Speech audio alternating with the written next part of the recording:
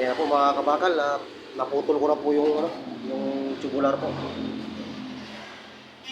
Bali ito po yung 90 mga kabakal. Ito po yung 80. Ang kapal po pala ng tubular natin mga kabakal, 1.5 po pala yung kapal nito.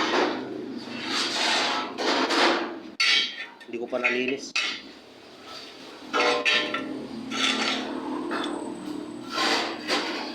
Order para po mga kabakal yung sisir kasi 6 po yan mga kabakal, dalawang daw po muna yung ipapagawa niya.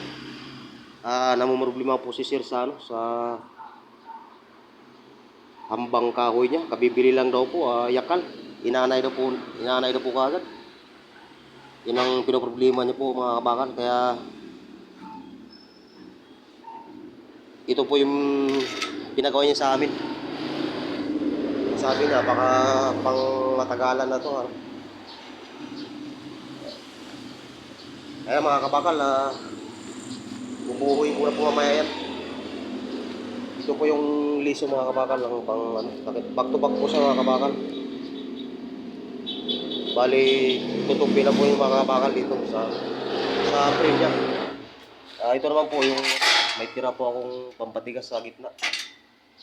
Bali, dalawa pong pampatigas sa mga kabakal. Dito po yun sa dito. Po dito. Kaya mga kabakal, maraming po salamat sa inyo.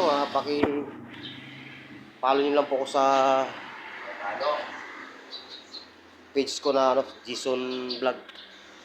Okay mga kabakal, maraming po salamat sa inyo.